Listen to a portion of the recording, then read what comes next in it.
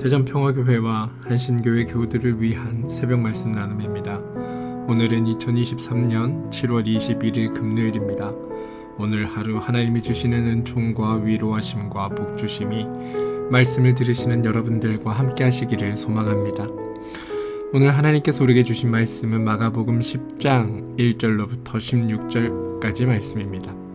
마가복음 10장 1절로부터 16절까지 말씀입니다. 예수께서 거기서 떠나 유대지경과 요단강 건너편으로 가시니 무리가 다시 모여 들거늘 예수께서 다시 전례대로 가르치시더니 바리새인들이 예수께 나와 그를 시험하여 묻되 사람이 아내를 버리는 것이 옳으니까 대답하여 이르시되 모세가 너희에게 어떻게 명하였느냐 이르되 모세는 이혼 증서를 써주어 버리기를 허락하셨나이다. 예수께서 그들에게 이르시되 너희의 마음이 완악함으로 말미암아 이 명령을 기록하였거니와 창조 때부터 사람을 남자와 여자로 지으셨으니 이러므로 사람이 그 부모를 떠나서 그 둘이 한 몸이 될지니라. 이러한즉 이제 둘이 아니요 한 몸이니 그러므로 하나님이 짝지어 주신 것을 사람이 나누지 못할지니라 하시더라. 집에서 제자들이 다시 이 일을 물으니 이르시되 누구든지 그 아내를 버리고 다른 데에 장가드는 자는 본처에게 간음을 행하며 또 아내가 남편을 버리고 다른 데로 시집가면 간음을 행함이니라. 사람들이 예수께서 만져주심을 바라고 어린아이들을 데리고 오매 제자들이 꾸짖거늘 예수께서 보시고 노하시어 이르시되 어린아이들이 내게 오는 것을 용납하고 금하지 말라. 하나님의 나라가 이런 자의 것이니라. 내가 진실로 너희에게 이르노니 누구든지 하나님의 나라를 어린아이와 같이 받아들이지 않는 자는 결단코 그것에 들어가지 못하리라 하시고 그 어린아이를 안고 그들 위에 안수하시고 축복하시니라. 마가복음 10장 1절로부터 16절까지 말씀입니다. 오늘 본문은 현실적인 문제와 이렇게 겹쳐 있어 조금은 설교하기 껄끄러운 주제를 다루고 있습니다. 바로 이혼 문제가 오늘 본문의 주제처럼 우리에게 주어져 있기 때문입니다. 사실 오늘 본문에서 이혼이라는 주제에 대한 주님의 대답은 매우 명확합니다. 하지 말라. 이게 주님의 말씀이기 때문입니다. 그런데 실제 우리의 현실은 이것을 단순히 성경에서 주님이 말씀하셨다는 것만으로 쉽게 결론 내릴 수 없다는 것입니다. 왜냐하면 아무리 시대가 변해 가족의 개념이 여러모로 변했다고는 하지만 여전히 이혼이라는 이 단어 하나를 끄집어내는 순간 누군가에게는 분명히 아픈 기억과 힘겨운 삶의 자리를 떠올려야 하기 때문입니다. 게다가 그 기억을 떠올리게 될 누군가가 사실은 우리 가까이 있는 사람들, 우리 교우들, 또 제 가족, 제 친지 중 하나이기 때문이기도 합니다. 그러면 예수님은 그리고 마가는 도대체 우리에게 무엇을 들려주고 싶어 하는 걸까요? 이혼하지 말라는 것이 예수님의 말씀이니까 여러분 어떤 일이 있어도 이혼하지 말고 이미 이혼한 사람은 하나님의 뜻을 저버린 것이니 아예 상대도 하지 마십시오 라는 말씀을 듣고 싶으신 걸까요? 이 말씀을 하고 싶으신 걸까요? 만일 그런 식으로 오늘 말씀을 우리가 처리해버린다면 예수님은 약하고 상한 자의 구원자 되십니다 라고 고백하는 우리의 믿음의 고백은 부질없는 것이 되어버릴 수밖에 없습니다. 도대체 주님의 뜻은 어디에 있는 것일까요? 고민하지 않을 수 없다는 겁니다. 오늘 2절은 이렇게 시작됩니다. 바리새인들이 예수께 나와 그를 시험하여 묻되 사람이 아내를 버리는 것이 옳으니까. 말씀을 보면 중간에 시험하다라는 말이 있는 것으로 보아 의도가 담겨있는 질문임에 분명합니다. 그리고 이 의도를 파악하기 위해 말씀 배경에 대한 설명이 조금 필요합니다. 예수님 시대에 민심을 뒤흔들었던 이슈가 하나 있었습니다. 바로 마가복음 6장의 배경이 되는 사건입니다. 당시 유대 땅을 지배하던 사람은 분봉왕 헤롯입니다. 그런데 이 헤롯이 멀쩡한 자기 아내를 버리고 동생 빌립의 아내인 헤로디아와 눈이 맞게 되었습니다. 이에 헤롯은 그의 동생 빌립의 아내를 빼앗아 자기의 아내로 취하게 됩니다. 그러니까 당연히 자기 동생 빌립과는 관계가 틀어졌습니다. 뿐만 아니라 원래 조강지처였던, 그러니까 헤롯으로부터 이혼당한 아내의 아버지와도 갈등 관계로 접어들게 됩니다. 다시 말해 헤롯의 장인과 갈등 관계가 생겼다는 겁니다. 헤롯의 장인은 자신의 딸을 버린 헤롯에게 앙심을 품고 복수를 계획합니다. 그런데 이게 단순히 장인의 복수가 아니라는 것에 문제가 있습니다. 이 장인이 누군가 하면 유대 땅과 인접한 나라의 왕이었습니다. 그래서 헤롯의 장인은 자신의 군대를 일으켜 유대로 쳐들어가 헤롯을 죽이겠다고 만반의 채비를 갖추게 됩니다. 상황이 긴박하게 돌아가자 당시 이 지역을 통치하고 있던 로마가 이러한 위기를 감지하고 중간에서 중재에 나섭니다. 그리고 로마의 중재로 인해 이 위기가 넘어갑니다. 그런데 문제가 완전히 해결된 것이 아니므로 헤롯과 유대의 운명은 사실 위태위태합니다.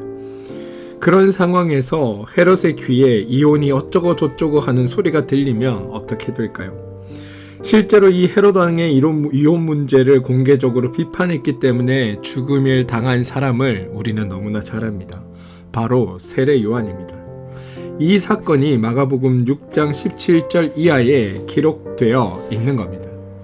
그리고 오늘 말씀은 바로 이런 배경 아래에서 바리새인들이 예수님을 찾아와 묻고 있다는 겁니다. 따라서 이혼에 대한 이야기이지만 이 이야기의 저변에는 헤롯의 문제를 어떻게 생각하느냐라는 바리새인들의 질문이 담겨 있다는 것을 우리는 알아야 합니다. 그래서 바리새인들의 질문은 사람이 아내를 버리는 것이 옳으니까 라고 묻고 있지만 이 질문 안에 담겨 있는 내용은 예수, 당신도 세례 요한과 한편이요? 라고 묻고 있는 겁니다. 이 질문은 매우 교묘한 함정을 담고 있습니다. 뭐냐 하면 만약 예수님이 헤롯의 이혼과 재혼이 불법이라고 답을 하면 예수님도 세례 요한과 같은 편이 되니까 목이 잘려서 죽게 될 운명에 처하게 될 것이고, 만약 이혼해도 상관없다라고 대답하면 유대의 사회의 일반적인 관습에 따라 신명기 24장 1절에서 4절의 율법을 어긴 것이 되어버리기 때문입니다. 다시 말해 예수님은 하나님의 뜻을 거스르는 사람으로 유대 민족 안에 매도되게 될 것이 뻔한 상황이 놓여 있습니다. 그렇다고 만약 주님이 아무런 대답도 하지 않는다면 사람들은 주님이 이 문제를 모른다라고 생각해서 그가 선생으로서 자격이 없음을 스스로 드러내는 셈이 되어버립니다. 이게 지금 주님이 처해 있는 상황이라는 겁니다. 그런데 여러분, 예수님께서는 이런 바리새인들의 질문에 답 대신 또 다른 질문 하나를 던지십니다. 3절입니다. 그럼 모세가 너희에게 어떻게 명하였느냐? 그러자 바리새인들은 4절에 이렇게 대답합니다. 이르되 모세는 이혼 증서를 써주어서 버리기를 허락하였습니다. 신명기 24장 1절을 보면 모세가 이런 말을 합니다. 사람이 아내를 맞이하여 데려온 후에 그에게 수치되는 일이 발견되면 이혼 증서를 써서 그의 손에 주고 자기 집으로 내보내라. 지금 바리새인들은 이혼 증서를 쓰고 보내라 라는 이 구절이 머릿속에 떠오르면서 이혼 증서를 써주면 이혼할 수 있습니다 라고 말을 한 것입니다. 문제는 모세가 말했던 신명기 24장 1절인데요. 이 말씀에 이혼의 사유가 되는 수치되는 일이라는 게 있어야 한다는 겁니다. 유대인들은 일찍이 이 수치되는 일이 무엇인가라는 것을 찾아 목록을 정해 놓았습니다. 그 중에 보면 이런 게 있습니다. 우선 다른 남자와 간음하는 일, 이게 수치되는 일이다. 그런데 그 다음 구절을 보면 참 재미있는 것들이 많습니다.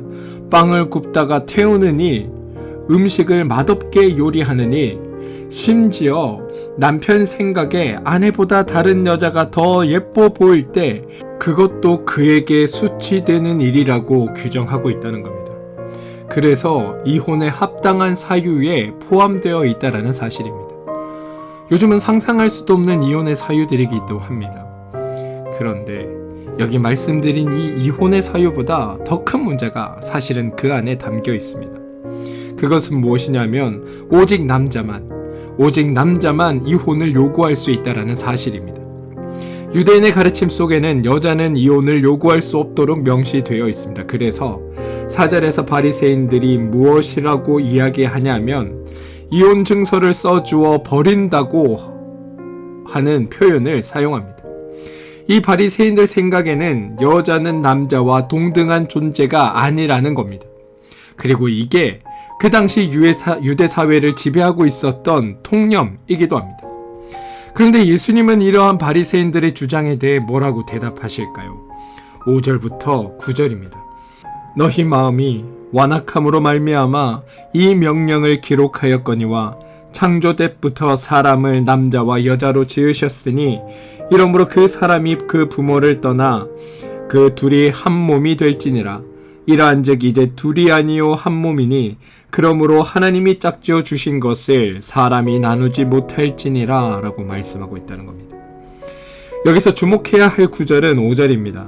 모세의 율법에 따르면 이혼 증서를 만들기만 하면 법적으로 아무런 문제 없이 헤어질 수 있다.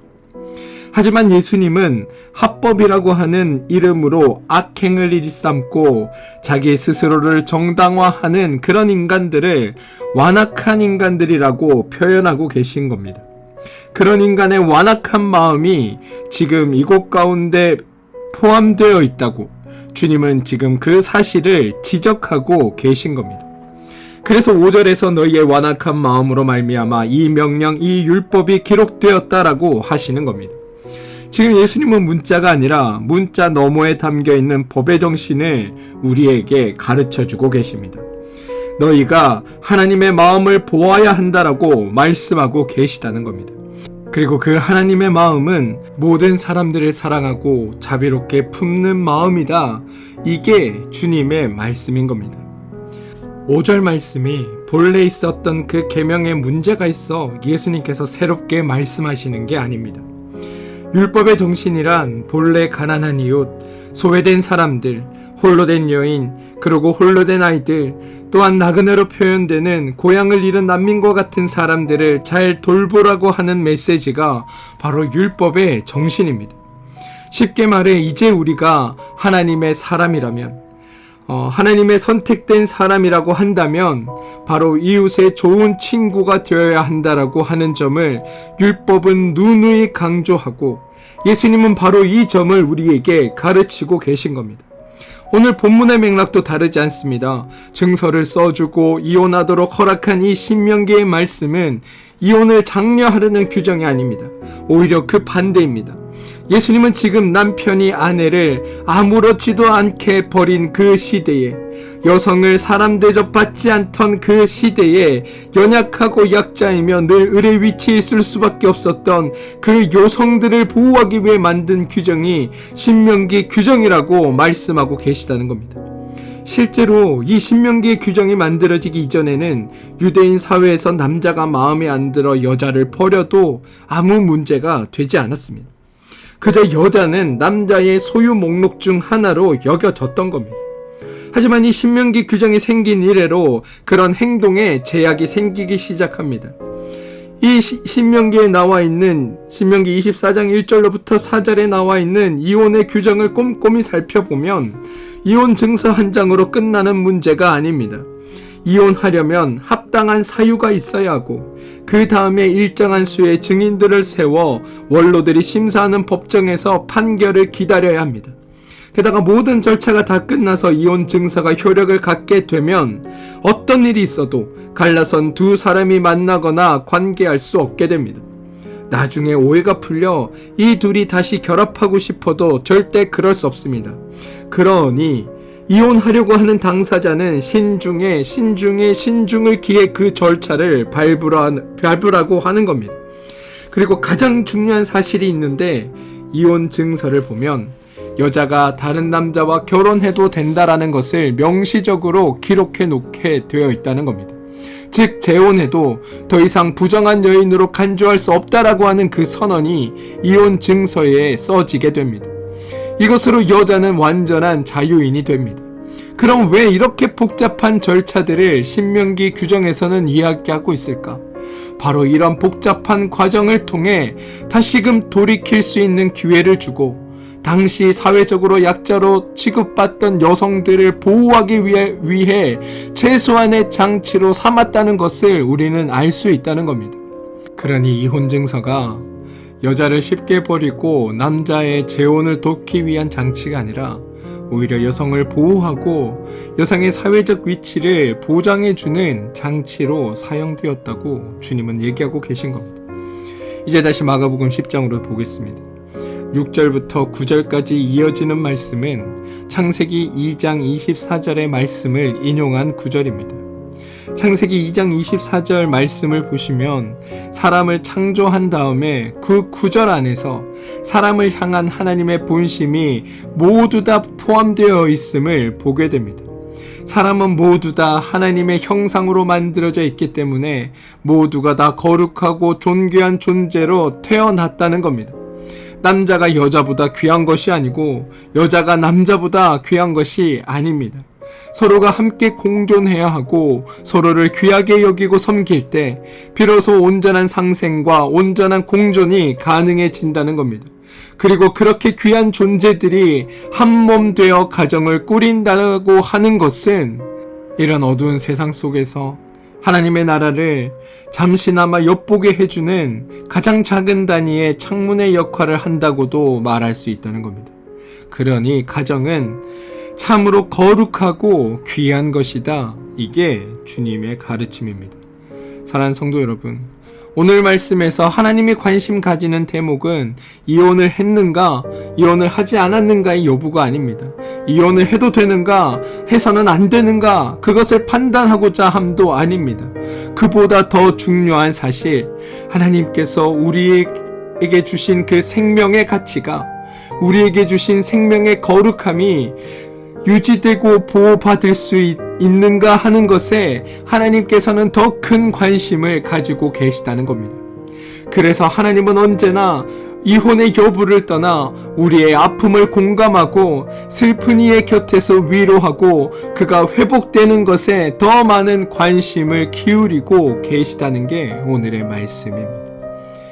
마가복음 9장의 말미부터 그리고 10장의 오늘 말씀 또 13장 이하에 그 어린아이를 축복하시는 그 장면의 이야기가 등장합니다. 거기에 보면 예수님이 어린아이를 데려다가 보듬어 안고 축복하시는 기사가 이혼 이야기의 위아래에 겹쳐 등장하는 것을 볼 수 있습니다. 그런데 이 모든 9장 말미로부터 이혼 이야기, 10장 13절 이하의 모든 말씀이 다 떨어져 있는 이야기가 아니고 사실은 하나로 묶여져 있는 하나의 메시지임을 우리는 봐야 합니다. 무슨 말이냐면 여기에는 무력하고 기댈 곳 없는 사람들을 하나님께서 보듬어 안으시고 보호해 주신다는 그 하나님의 사랑이 이곳 안에 담겨 있다는 겁니다. 우린 모두 다 하나님의 형상이고 거룩한 존재다라는 것을 마가복음의 말씀이 우리에게 전하고 있다는 겁니다. 사랑하는 성도 여러분, 언뜻 보면 우리에게 주어진 이 본문은 이혼이라는 문제만 다루고 있는 것 같지만 사실은 그렇지 않습니다. 연약한 사람을 보호하고 감싸주시는 하나님의 사랑, 모든 인간을 고귀하다고 우리의 가정들은 참으로 거룩하고 귀하다고 그렇게 말씀하시고 가르치는 것이 바로 오늘의 말씀이라는 겁니다. 연약한 사람이 하나님께서 보호하고 세워주신다라고 하는 것, 그 하나님의 사랑이 오늘 저와 여러분 모두를 위로하고 보듬어 주신다는 사실을 기억하시기 바랍니다. 그리고 우리 역시도 이 사랑으로 서로가 서로를 바라보고 보듬어 안아야 합니다. 바라기는 오늘 하루 우리의 삶에서 하나님의 사랑을 닮은 우리의 사랑의 나눔들이 우리 안에 가득하기를 소망합니다. 오늘 우리에게 주어진 그 자리, 지금의 그 가정이 하나님의 가장 고귀한 선물이라는 사실을 잊지 마시고 우리의 삶의 자리를 귀하게 여기시고 또 그 자리에서 하나님의 은혜와 사랑을 깨닫게 되는 모두가 되기를 주님의 이름으로 축원드립니다. 함께 기도하겠습니다. 하나님, 우리에게 하나님의 마음과 뜻을 보여주옵소서. 연약한 자를 사랑하고 하나님께서 주신 생명의 가치를 높여가고 생명의 거룩함이 유지되고 보호되도록 하는 일에 우리가 힘을 쏟게 하여 주옵소서. 율법에 담겨진 하나님의 뜻을 기억하게 하시고 우리가 삶에서 하나님의 생각을 이루며 살게 하여 주옵소서. 우리에게 허락하신 가정을 소중히 여기게 하시고 우리의 가정이 하나님이 주신 가장 고귀한 선물임을 기억하게 하시고 서로 사랑하며 섬기게 하여 주옵소서. 혹여 아픔 가운데 거한다 할지라도 이것은 내 잘못이라며 자신을 자책하는 것 대신에 귀하게 나 스스로를 여기고 내가 하나님 앞에 사랑받는 사람이라는 것을 깨닫고 주어진 우리의 자리를 귀하게 여기고 대하며 살아가게 도와주옵소서. 그리하여 더욱 주님을 믿게 하여 주옵소서. 예수님의 이름으로 기도합니다. 아멘. 오늘 함께 중보할 기도 제목을 나누겠습니다. 몸과 마음의 힘듦으로 인해 어려움을 겪고 있는 교우들을 위해 기도해 주시고 우리의 자녀들을 위해 기도해 주십시오. 하시는 일과 사업체를 위해 기도해 주시기 바랍니다. 섬기시는 교회를 위해 기도해 주시고 나라와 민족을 위해 기도해 주시기를 부탁드립니다. 특별히 이번 수해로 인해 고통받고 있는 우리 이웃들이 빨리 회복되고 빨리 본래의 자리로 돌아갈 수 있도록 여러분 함께 기도해 주시기를 부탁드립니다. 사랑하는 성도 여러분, 하나님의 사랑을 닮은 우리들의 사랑의 나눔들이 우리 안에, 여러분 안에 가득한 그런 복된 날 되시기를 주님의 이름으로 축원드리겠습니다. 우리 함께 기도하겠습니다.